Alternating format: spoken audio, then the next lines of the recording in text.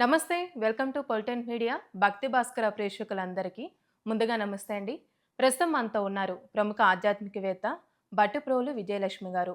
మరమ్మతో మాట్లాడి మనకున్న ఆధ్యాత్మికమైన సందేహాల గురించి, విశేషాల గురించి అడిగి తెలుసుకుందాం. నమస్తే అమ్మ. నమస్తే అమ్మా. అమ్మ బాగున్నారా? బాగున్నాం కులాసా అంతా. మీ అంతా బాగున్నారా? అందరం బాగున్నాం. Very good. అమ్మ ఇప్పుడు శ్రీరంగం ఆలయం గురించి మనం మాటల్లో వింటూనే ఉంటాం. చాలా చరిత్ర ఉందని. ఆల్రెడీ మీరు వెళ్ళేసి వచ్చారు కాబట్టి అక్కడున్న ప్రత్యేకమైన స్థల పురాణం అనుకోవచ్చు. స్వామివారి విగ్రహం గురించి కూడా మీరు మాకు తెలియచేయాలి. చెప్పుకుందాం. శ్రీరంగం నిజంగా చాలా అద్భుతమైన ఆలయం అమ్మ. కలియుగంలో సాక్షాత్తు విష్ణుమూర్తి వెలిసినటువంటి ఆలయం. శ్రీరంగం నుంచే ఈ రామానుజ మతం అంటాం కదా, విశిష్టాద్వైతం అక్కడి నుంచే ప్రారంభమైంది. అసలు ఆ శ్రీరంగంలో రంగనాథుడు పూర్తిగా అసలు ఎంత అందంగా ఉంటాడు. విష్ణుమూర్తి ముందరే అందంగా ఉంటాడు. నలుపుగా ఉన్నా నల్లగా ఉన్నా నారాయణుడు మహా అందంగా ఉంటాడు. అలాంటి అందమైన మూర్తి శేషపాన్పు మీద పడుకొని చక్కగా హాయిగా మంచి చిరునవ్వుతో ఉంటాడమ్మా ఆయన. అటువంటి అలంకారం అనమాట. ఆ శ్రీరంగంలో ఎలా వచ్చండి అసలు అది ఎంత అని చెప్పుకోవాలంటే, రామాయణంలో త్రేతాయుగంలో విష్ణుమూర్తి రాముడి పట్టాభిషేకానికి అందరూ వచ్చారు కదా. పట్టాభిషేకం జరుగుతున్నప్పుడు విభీషణుడు కూడా వచ్చాడు. వచ్చినప్పుడు ఆ పట్టాభిషేక సమయంలో అందరూ మళ్ళీ ఎక్కడి వాళ్ళు అక్కడికి మరి వెళ్ళిపోవాలి కదా. వెళ్ళలేక వెళ్తుంటే బాధగా ఉంటుంది వదిలిపెట్టి వెళ్ళటానికి, కానీ వెళ్ళక తప్పదు. అలాంటప్పుడు అందరికీ రాముడు వరాలు ఇచ్చాడు. ఒక్కొక్కటి ఆంజనేయుడికేమో చిరంజీవిగా ఉండే వరం ఇచ్చాడు. విభీషణుడు, నేను వదిలిపెట్టలేకపోతున్నానయ్యా, నాకు నీ మూర్తి ఒకటి ఇవ్వు, అది పెట్టుకుంటాను అన్నాడు. ఒక బంగారు మూర్తి రాముడిది, అంటే విష్ణుమూర్తి అలంకారంలోని మూర్తిని విభీషణుడికి ఇచ్చి, ఇదే నేను పూజించుకో అని చెప్పి ఇచ్చాడు. ఇస్తే ఇతను వెళ్తున్నాడు. వెళ్తూ ఉంటే శ్రీరంగం దాకా వచ్చేసరికి సాయం సంధ్య అయింది. అక్కడ ఆయన సంధ్యావందనం చేసుకోవాలి. ఏం చేయాలో తెలియక ఆ విగ్రహాన్ని అక్కడ పక్కన పెట్టి సంధ్యావందనం చేసుకుంటున్నాడు. చేసుకుని వచ్చాక ఈ విగ్రహం అక్కడి నుంచి కథ స్థిరమైపోయింది అంతే. నన్ను ఎక్కడి నుంచితే అక్కడ ఆగిపోతుంది అది అంతే. తెలియక విభీషణుడు పెట్టేశాడు. ఇప్పటికీ ఆ విగ్రహం అలాగే అనంతుడు ఆ శ్రీరంగంలాగా ఆ విగ్రహం వచ్చేసింది అని చెప్పుకుంటాం. ఆ తర్వాత ఇప్పటికీ కూడా శ్రీరంగంలో అదే గోపురం మీద అదొక ప్రత్యేక దర్శనం. అక్కడి నుంచి గోపురం చూడండి అని. శ్రీశైల శిఖరం దృష్ట్యా పునర్జన్మ నవిద్యతే అని శ్రీశైలంలో చెప్పుకున్నట్టే, శ్రీశైలంలో ఆ గోపురం చూడాలి, శిఖరం చూడాలి. చూస్తే పునర్జన్మ ఉండదట. పునర్జన్మ ఉండదు. శ్రీశైల శిఖరం దృష్ట్యా పునర్జన్మ నవిద్యతే అని శ్రీశైలంలో చెప్పుకుంటాం. శ్రీశైల శిఖరం, ఈసారి శిఖరం చూడండి. శిఖర దర్శనం అని, శిఖరేశ్వరుడు అని ఆలయాలు కూడా ఉన్నాయి అక్కడ. అవి చూస్తే ఇంకా బాగా తెలుస్తుంది. అక్కడిని దూరం నుంచి కూడా శిఖరం కనిపించేలాగా ఆ రోజుల్లో ఉండేది. ఇప్పుడు ఈ రోజుల్లో అంతా కమ్మేసినాయి కదా. అసలు మనకి ఎదురుకుండా ఉన్న వస్తువే మధ్యలో ఉండే మీడియం పొల్యూట్ అయిపోవటం వల్ల కనిపించటల్లా కదా. ఆ రకంగా అక్కడ ఈ శ్రీరంగడి ఆలయంలో కూడా శ్రీరంగంలో శిఖర దర్శనం అంత ఇంపార్టెంట్. ఆ శిఖరం మీద బంగారు విష్ణుమూర్తి విగ్రహం ఉంటుంది. ఒక చోట ఒక సర్కిల్ లాగానో స్క్వేర్ లాగానో వేసి ఉంటుంది కింద ఆలయంలో. అక్కడి నుంచి చూస్తే పైన కనిపిస్తుంది. అక్కడ కూడా వెళ్ళి రోజు పూజలు చేస్తారు. భక్తులందరూ శిఖరం మీదకి ఎక్కి పూజలు చేయలేం కదా మనం. కనుక భక్తులందరూ చూసుకోవటానికి, ఎందుకంటే ఆయన సాక్షాత్తు శ్రీరాముడు ఇచ్చిన విగ్రహం అని ఇప్పటికీ నమ్మిక. అక్కడ ఆయన ఉన్నాడు. ఇక్కడి నుంచి శ్రీలంక దాకా డైరెక్ట్గా ఉంటుంది ఎయిర్లైన్. అంటే మధ్యలో ఏమి ఉండవు, సముద్రమే. కనుక ఇప్పటికీ కూడా విభీషణుడు అక్కడి నుంచి తన ఇంటి నుంచి అక్కడ చూసుకుంటాడు అని, అటువంటి వరం అనమాట విభీషణుడికి అది. కనుక ఆయన ఇలా పండుగలు అవి జరుగుతాయి కదా ప్రత్యేకంగా, ఆ ఉత్సవాలప్పుడు శ్రీలంక నుంచి వచ్చి ఇక్కడ సాక్షాత్తు ఆయన్ని సేవించుకుంటాడు అనేది కూడా ఒక విశ్వాసం. అలా ఆ విధంగా ఏర్పడింది శ్రీరంగం ఆలయం. ఆలయం ఎలా వచ్చింది, ఏమిటి, విగ్రహం ఎక్కడిది అని చెప్పుకుంటే రామాయణం నుంచి చెప్పుకోవాలి దాన్ని. ఆ విధంగా విభీషణుడు తీసుకొచ్చిన విగ్రహాన్ని ఇక్కడ స్థాపితమైపోతే ఆ బంగారు విగ్రహాన్ని శిఖరం మీద పెట్టి ఇప్పటికే ఆయన చూసుకుంటాడు. శ్రీలంక నుంచి డైరెక్ట్ ఉంటుందన్నమాట. ఎలాగైతే మనకి సోమనాథ క్షేత్రం నుంచి అటు చివర ఉన్నటువంటి ధ్రువం దాకా ఒకటే సీలైన్, ఇంకేం ఉండదు మధ్యలో. ఆ పోల్ దాకా కనిపించేస్తుంది అంతే. అంత స్ట్రైట్ లైన్. అలాంటి ఏరియాస్లో కట్టారు అది అని శంకరాచార్యుడు జాగ్రఫికల్ మ్యాప్ ఇచ్చాడు. దాన్ని చూసి ఇది సోమనాథం అని గుర్తుపడతాం అన్నమాట. లేకపోతే పాడు చేసేసారు కదా అంతా. ఇప్పుడు ఈ శ్రీరంగం ఆలయానికి ఆ ప్రత్యేకత. శ్రీరంగంలో ఎంత పెద్ద విగ్రహం అంటే ఆయన మహావిరాట్ లాగా 6-7 అడుగుల వెడల్పు పొడవుగా ఉంటాడో, ఇంకా పెద్దదో కొలత. చక్కగా పడుకోనుండి అనంతుడి మీద నల్లరాతి విగ్రహం ఎంత అందంగా ఉంటుందో చెప్పలేం. ఒకసారి మేము వెళ్ళినప్పుడు ఒక రకం శుద్ధి కార్యక్రమం జరుగుతోంది ఆలయంలో. దానికోసం ప్రత్యేకంగా హ్మ్, పత్తితో ఒత్తులు చేసి, అంటే దూదే చేసి, వాటినన్నిటినీ పాలలో ముంచి దేవుడి నిండా కప్పేశారు. విగ్రహం అంతా కప్పేశారు. ఒక కళ్ళు అలా ముక్కు అలా కనిపిస్తున్నాయి అంతే. అంత అసలు ఆయన వాటి మీద ఎంత మెరిసిపోయాడంటే నేను చెప్పలేను. అసలు ఆలయాల్లో చిన్న చిన్న గుడ్డి దీపాలు తప్ప పెద్ద దీపాలు కూడా ఉండవు. వాటిల్లో ఆయన మెరిసిపోతూ ఏదో వజ్రాలంకరణ చేసినట్టు. ఎంత మాకు అనుభూతి కలిగిందో ఆ రోజు. మా అదృష్టం కొద్దీ మేము తెలియకే వెళ్ళాం. అయినా అదృష్టం కొద్దీ ఆ రోజు అది చూసామనిపించింది. అలా ఆ విగ్రహం సైజుకి, ఆ ఆకారానికి సరిపోయినట్టుగా లక్ష్మీదేవి, మహావిరాట్ లక్ష్మీదేవి. 2 అంతస్తులు, 3 అంతస్తులు పెద్దగా, లేకపోతే ఇంకా 4 అంతస్తులు కూడా ఉందేమో. కొలతలు ఈసారి ఎప్పుడైనా నోటీస్ చేయాలి. అంత పెద్ద లక్ష్మీదేవి పద్మాసనంలో కూర్చుని పద్మం మీద అందరినీ కరుణిస్తూ ఉంటుంది. మహాలక్ష్మి. వీళ్ళిద్దరిని మరి తన మీద ఎక్కించుకోవాలంటే గరుడు ఎలా ఉండాలి? గరుడ విగ్రహం కూడా అంత సమానంగాను ఒక పెద్ద గరుడ విగ్రహం ఉంటుంది. ఈ 3 విగ్రహాలు చాలా పెద్దవి. మిగిలినవన్నీ నార్మల్గా మామూలుగానే ఉంటాయి. అటువంటి మహత్తైనటువంటి విగ్రహం శ్రీలక్ష్మి, గరుడు. అవే కాకుండా ఇందాక ఆలయంలో ఏమేమి చూడాలి ముఖ్యమైనవి అన్నావు కదా. ఆలయం ఎప్పుడు 5 ఆలయం ఒకటి అతిపెద్ద ఆలయాలు. గోపురం కూడా చాలా పెద్దది. అసలు అంకోర్ వాట్ అని ఆ పెద్ద ఆలయం కంబోడియాలో ఉన్నది. కానీ అక్కడ పూజలు లేవు. ఈనాటికి పూజార్చనలు జరుగుతున్నటువంటి అతిపెద్ద ఆలయం ప్రపంచంలో శ్రీరంగంలోని ఆలయం. పెద్ద ఆలయం 5 ప్రాకారాల్లో ఉంటుంది. అంటే దాదాపు ఊరంతా ఊళ్ళోనే ఉండొచ్చు. అలాగే కనిపిస్తుంది మనకు. దుకాణాలు కానీ అన్ని ఆ ప్రాకారాల్లోనే కనిపిస్తాయి. అన్ని రకాలు. ఒక్కొక్క ప్రాకారంలో ఒక్కొక్కటి. ఈ శ్రీరంగడికి అందరికంటే ఆత్మీయుడైన భక్తుడు ఎవరంటే రామానుజుడు. భగవద్ రామానుజుడు అంటాం. రామానుజుడు గురించి ఇక్కడ కూడా సమతామూర్తి అని పెద్ద మూర్తి కట్టి ఆలయం పెట్టారు కదా. ఆయనే విశిష్టాద్వైత మత స్థాపకుడు.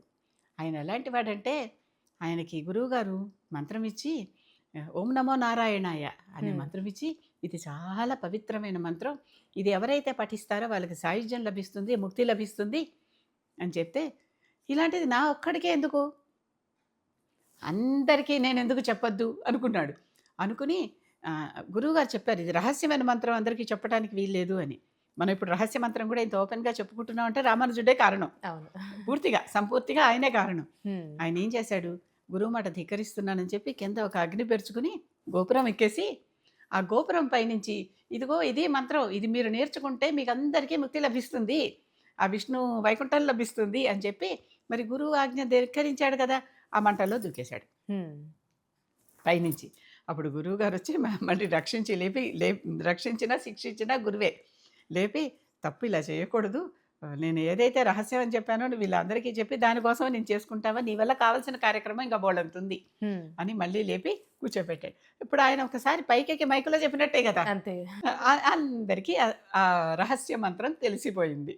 అలా జరిగింది అనమాట. ఇది అష్టాక్షరి ఓం నమో నారాయణాయ అనే పదం మంత్రం అందరికీ వచ్చేసింది. ఇంకా ఆ విధంగా అందరి మేలు కోరుకున్నటువంటి ఒక గొప్ప అందరి కోసం, నేను సమాజ హితం కోరుకునే, సమాజ మేలు చేసేటటువంటి, అందుకనే ఆయనకి సమతామూర్తి, అందరూ ఒకటే కదా ఆ పేరు పెట్టారు ఇక్కడ.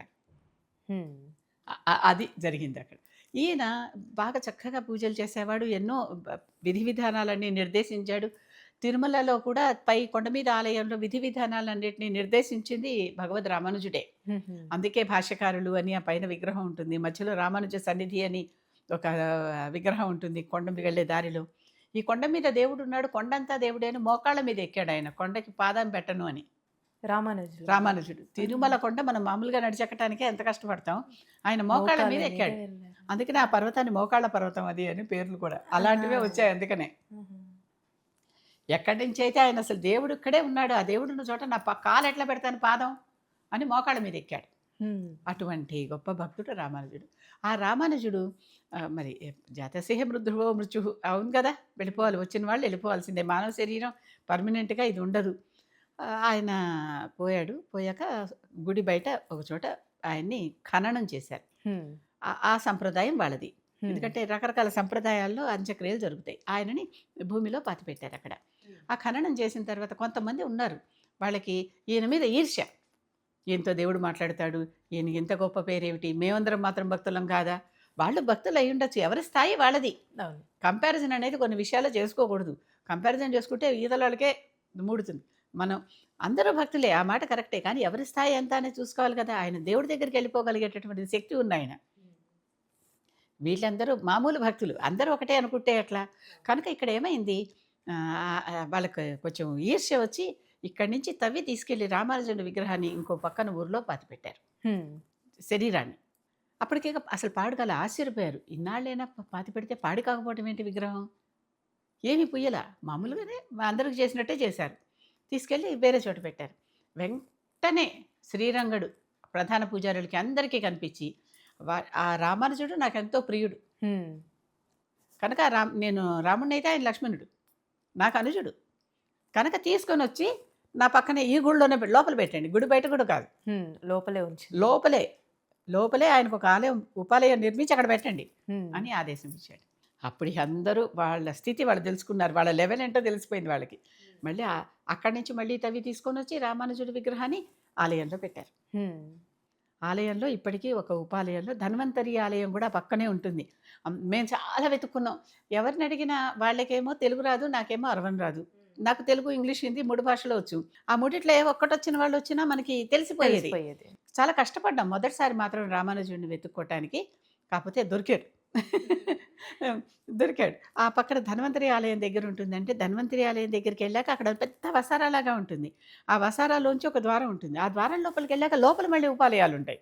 అక్కడున్నాడాయన. హుహు. ఆ విగ్రహం అక్కడ పెట్టా. విగ్రహం అంటే శరీరమే. సాక్షాత్తు శరీరమే.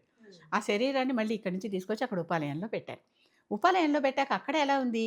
ఆ ఉపాలయంలో ఆయన అసలు ఏం పాడుకాల. ఇలా బాసిపీట వేసి కూర్చున్నట్టుగా పద్మాసనంలో తీసుకెళ్ళి పాతి పెట్టేస్తారు. హ్మ్. అదే ఆకారంలో అలా ఉండిపోయాడు. మరి పాడిపోవటం, కుళ్ళిపోవటం, వాసన రావటం ఉంటుంది. జరగల. అప్పటి నుంచి ప్రతి సంవత్సరం ఆయనకి 2 సార్లు చందనం, కుంకుమ పువ్వు ఈ 2 గంధము, కుంకుమ పువ్వు కలిపి దానిని ఆయనకి పట్టిస్తారు. ఆ విగ్రహానికి. ఇప్పుడు విగ్రహంలాగా ఫాజిల్ అయిపోయింది ఇంకా గట్టిగా. కానీ అక్కడ ఉండే పురోహితులు మాత్రం గోళ్ళు పెరుగుతాయి, జుట్టు పెరుగుతుంది, ముట్టుకుంటే మెత్తగా తగులుతుంది అని చెప్తారట. ఆహా! చెప్పారు. వాళ్ళకి అంటే వాళ్ళు ముట్టుకుంటారు గనక వాళ్ళకి తెలుస్తుంది. అక్కడ 3 ఉంటాయి. వెనకాల రామానుజుడి శరీరం, దానికి ముందర రామానుజుడి రాతి విగ్రహం, దానికి ముందర రామానుజుడి పంచలోహ విగ్రహం. ఊరేగింపులప్పుడు తీసుకెళ్ళాలిగా పంచలోహ విగ్రహం. నిజంగా సాక్షాత్తు ఆ మూర్తి అక్కడ ఉంది. మీరు ఇంటర్నెట్‌లో సెర్చ్ చేస్తే రామానుజుడి విగ్రహం దొరుకుతుంది. ఈ పోస్ట్ చేసినప్పుడు ఆ పటం కూడా వెయ్యండి బావుంటుంది. హ్మ్. ఇప్పటికి గోర్లు పెరుగుతాయి, జుట్టు కూడా పెరుగుతుంది. మొన్నే కదా 1000 ఏళ్ళు అయిపోయిందని చేశారు ఆయనకి. అవునవునండి. గోళ్ళు పెరుగుతాయి చూపిస్తారు. మనకి వాళ్ళ అరవం అర్థం కావాలి. ఆ పూజారులందరూ శిష్ట తమిళం మాట్లాడతారు. కొంచెం అర్థం కావటం కష్టం. అయినప్పటికీ ఎట్లాగొట్లా మనకి చూపించటం వాటిని బట్టి కొంచెం తెలుస్తుంది కదా మనకి. ఇలా జుట్టు పెరుగుతుందని, ముట్టుకుంటే మెత్తగా ఉంటుందని ఇలా చెప్తారు పాపం వాళ్ళు. హ్మ్. చెప్తే మనకు అర్థమవుతుంది. అంటే కొంచెం అర్థమవుతుంది. అదే తమిళం కూడా తెలిస్తే ఇంకా బాగా అర్థమవుతుంది. ఇంకా ఈసారి నుంచి తమిళనాడులో కానీ, కేరళలో కానీ ఏ ఆలయాలకైనా వెళ్ళాలంటే ఆ భాష వచ్చిన వాళ్ళని మనతో పాటు పట్టుకెళ్తే మంచిది. అవును కదండీ. అప్పుడు మనకి భాష అర్థమవుతది. రానప్పుడు ఒకళ్ళు మధ్యలో దుబాసి అంటే ట్రాన్స్‌లేటర్‌గా ఉంటారనమాట. హ్మ్. దుబాసి అంటే ద్విభాషి. 2 భాషలు వచ్చినవాడు కనీసం. లేకపోతే నేను ఎవరైనా తర్వాత బయటకొచ్చాక ఒక ఇంగ్లీష్ వచ్చిన ఆయన తగిలారు. హ్మ్. ఆయన్నడిగితే ఆయన మొత్తం చెప్పారు ఇంగ్లీష్‌లో. హ్మ్. మనకు అర్థమైపోతుంది. అర్థమవుతుంది కాబట్టి. ఒకసారి కంచిలో ఇలాగే సందేహం వస్తే అడిగితే అక్కడ ఆ పూజారికి నా అదృష్టవశాత్తు ఇంగ్లీష్ వచ్చు. చక్కగా ఇంగ్లీష్‌లో చెప్పాడు. హ్మ్. స్వయంగా పూజారికే వచ్చు. ఆహా! అలా అయితే మనకి మరో ఆలోచన రాదు. మనం కూడా చక్కగా మన సందేహం నివృత్తి చేసేసుకోవచ్చు. అటువంటి భగవద్ రామానుజుడు వెలిసిన ఆలయం శ్రీరంగం. హ్మ్. అంటే శ్రీరంగడు ఈ భక్తుడు నాకు ప్రియ భక్తుడు నా ప్రాకారంలోనే ఉండాలి అని తెచ్చిపెట్టుకున్నాడు. అసలు ఇలాంటి విశేషమైన ఎంత ఆలయం అద్భుతం అన్నమాట అనుకోవాలి అసలు. రంగనాథుడు అంటే. అంటే విభీషణుడికి రాముడిచ్చిన విగ్రహంతో ఈనాటికి శ్రీలంక నుంచి దర్శనం చేసుకోగలిగే గోపురం సైజు హ్మ్. చిన్నగా ఉంటే కనిపించదు కదా. చాలా పెద్దగా ఉంటుంది. పెద్ద గోపురం, అతిపెద్ద గోపురం, అతిపెద్ద ఆలయం. హ్మ్. ఈ రోజుకి కూడా అతిపెద్ద ఆలయాల్లో ప్రపంచంలో పూజార్చనలు జరుగుతున్నటువంటి ఆలయంలో మొదటిది శ్రీరంగం. అంత పెద్ద ఆలయం. ఆ లోపల సమస్తం దొరుకుతాయి మనకి. అసలు లోపల ఉండిపోవచ్చు. అలా ఉంటుంది. తిరగటానికి మాత్రం బాగా పిక్కబలం కావాలి, కాలి బలం కావాలి, ఆ! ఓపిక కావాలి. ఎందుకంటే ఎండాకాలంలో వెళ్తే రాళ్ళు కాలిపోతూ ఉంటాయి. చెప్పులేసుకోవటానికి లేదు. అవును. ఆలయం గదా! కనుక ఈ ఈ రకమైన కొన్ని బాధలు కూడా ఉంటాయి. అసలు ఆ గరుడుడిని కానీ, లక్ష్మీదేవిని గాని చూడాలంటే మెడ ఎత్తి, ఎత్తి, ఎత్తి అలా చూడాలి. హుహు. ఈ విష్ణుమూర్తిని చూడాలంటే ఈ మూల నుంచి ఆ మూల దాకా ఒకళ్ళకి అడ్డంగా తల తిప్పాలి, ఒకళ్ళకి నిలువుగా తలెత్తాలి. ఆ! అంత విగ్రహం, అంత లక్ష్మీదేవి, అంత గరుడుడు. హ్మ్. ఆ సైజుల్లో అలా ఉంటారమ్మా. అద్భుతమైన ఆలయం. అసలు లోపల శిల్ప విశేషం కానీ, ధన్వంతరి విష్ణుమూర్తి రూపం కదా! అక్కడ ధన్వంతరి విగ్రహం ఉంటుంది. హ్మ్. ఆరోగ్యం బాగాలేని వాళ్ళు ఈ రోజుకి అక్కడికెళ్ళి ధన్వంతరి విగ్రహానికి పూజలు చేసుకుంటారు. ఉపాలయానికి. హ్మ్. అక్కడ ఆలయంలో పూజలు చేసుకుని ఆరోగ్యం బావుంటుంది. కోరుకుంటారనమాట. ఇవన్నీ ఉన్నటువంటి అతి గొప్ప ఇంకా నేను చెప్పింది 5 ప్రాకారాల్లో ఎన్నున్నాయో గదా! అవును. నేను చెప్పినవి ఎన్నో కొద్దిగా మాత్రమే. చూస్తేనే తెలుస్తుంది మిగిలినవన్నీ. అనుభవం మనం వినడం కన్నా అక్కడ చూస్తే ఇంకా బావుంటుంది. కదా! ఏదైనా కూడా ప్రత్యక్ష అనుభవం, ప్రత్యక్ష అనుభవమే. Direct experience and indirect experiences అంటాం మేము మా మా ఎడ్యుకేషన్ భాషలో. ఆ డైరెక్ట్ ఎక్స్‌పీరియన్స్ వేరు. అసలు ఆ తెల్లటి వస్త్రం పాలల్లో ముంచి ఆయనకిలా అంతా కప్పి పెడితే హ్మ్. మొత్తం వస్త్రం అంటే పీసులు పీసులుగా తీసుకుంటారు. ఒక్కొక్కళ్ళు ఒక్కొక్క ఒత్తి లాంటిది వేస్తూ పొద్దున్నుంచి మధ్యాహ్నం దాకా దానికి పూజలు చేస్తారు. హుహు. ఆ తర్వాత మధ్యాహ్నం నాడు తెరిచారది. హ్మ్. ఎంతసేపు 3 గంటలు మేము క్యూలో నుంచున్నాం. మాకు తెలీదు ఆ రోజు ఆ విశేషం అని. ఎందుకు ఇలా క్యూలో నుంచున్నాము? అంటే క్యూ కదులుతూ అయినా ఉండాలి కదా! ఆగిపోవటం ఏమిటి అర్థం కాల.